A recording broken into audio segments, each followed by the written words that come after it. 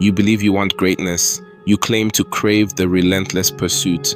Yet the brutal, unyielding truth is, your own brain is conspiring against you. This isn't about effort, it's not about talent, it's about a fundamental neural paradox, a deep cognitive dissonance that traps 99% of aspiring footballers in a cycle of almost there, never quite. You articulate soaring ambitions, yet your actions, under pressure, betray a completely different neural priority. Your conscious mind screams win, but a deeper, more primal system whispers safety. And in football, safety is the death of potential. This is the chasm between intention and execution, a gap widened by what we call the predictive failure loop. The predictive failure loop isn't a theory, it's a hardwired neural pattern. Imagine your brain as a hyper-efficient supercomputer constantly running simulations. Most players unconsciously feed it data skewed by past mistakes, fear of judgment, or the sheer terror of not living up to expectation. This isn't deliberate, it's a survival mechanism. Your amygdala, the brain's ancient alarm system, constantly scans for threats. In football, threat isn't just a tough tackle. It's the possibility of failure, the judgment of the crowd, the disappointment in a coach's eyes. When these threats are perceived, even subconsciously, your prefrontal cortex, the seat of rational thought, creativity, and strategic decision-making, is compromised. Blood flow, neural resources, they divert. It's like trying to run complex software on a computer that's simultaneously battling a virus. Your brain, in its attempt to protect you from potential failure, actually predicts it. It narrows your focus, restricts your movement, and delays your decision-making, thereby creating the very failure it sought to avoid. This isn't bad luck, it's bad neural programming. But here is the critical intervention. The antidote to the predictive failure loop isn't brute force or positive thinking, it's a conscious biological rewiring. It's about triggering what we call the pre-trauma simulation protocol. Think of it this way: if your brain naturally runs simulations based on fear, we must deliberately override that default. The pre-trauma simulation protocol is the disciplined, repeated, and intense mental rehearsal of success in the face of predicted adversity. You are not just visualizing a goal, you are visualizing the pressure before the goal, the challenge of the defender, the fatigue in your legs, and then, with absolute neural certainty, executing perfectly. This isn't passive daydreaming, this is active neural forging. You are forcing your brain to anticipate the trauma, the mistake, the missed chance, the pressure, and then immediately experience in vivid neural detail the successful resolution. You are literally creating a new dominant neural pathway for triumph that bypasses the fear response. You're teaching your amygdala that these high-stakes moments are not threats, but opportunities for automatic, flawless execution. It's about establishing an unshakable neural blueprint for victory before the real moment even arrives. Breaking the predictive failure loop and activating the pre-trauma simulation protocol demands absolute discipline. This is not optional, it is the non-negotiable blueprint for dominance. 1. The 3-minute micro-visualization lock-in.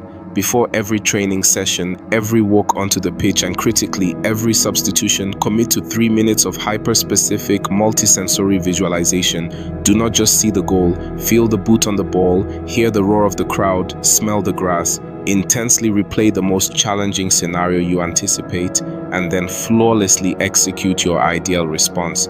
This is not casual, this is preemptive neural programming. Do not skip this, ever. 2. The reset recode touchpoint. Mistakes are inevitable, but how you respond in the milliseconds after determines everything. When an error occurs, do not allow the predictive failure loop to ignite. Immediately implement your reset recode touchpoint. This is a predetermined physical anchor. A deep breath, a glance at the sky, a tap of your boots. This physical action signals to your brain, neural reset initiated, recode for optimal performance. This isn't superstition, it's a deliberate neural circuit breaker. The error happened. Now, the neural blueprint for success is instantly reactivated. 3. The adversity simulation drill. Your training must mimic the cognitive pressure of elite-level competition. Deliberately engineer drills where you are fatigued, outnumbered, or under extreme time constraints. Force your brain to make complex decisions when resources are scarce. This isn't just physical conditioning, it's building neural resilience.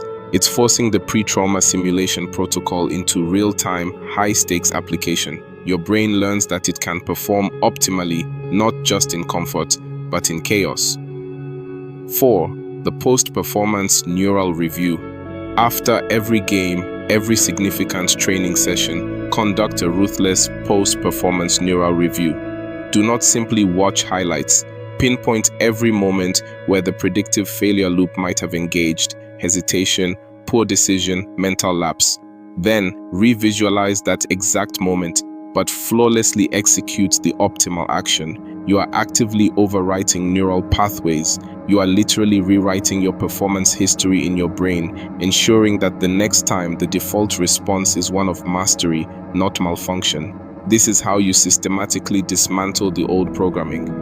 5. The zero-tolerance focus audit.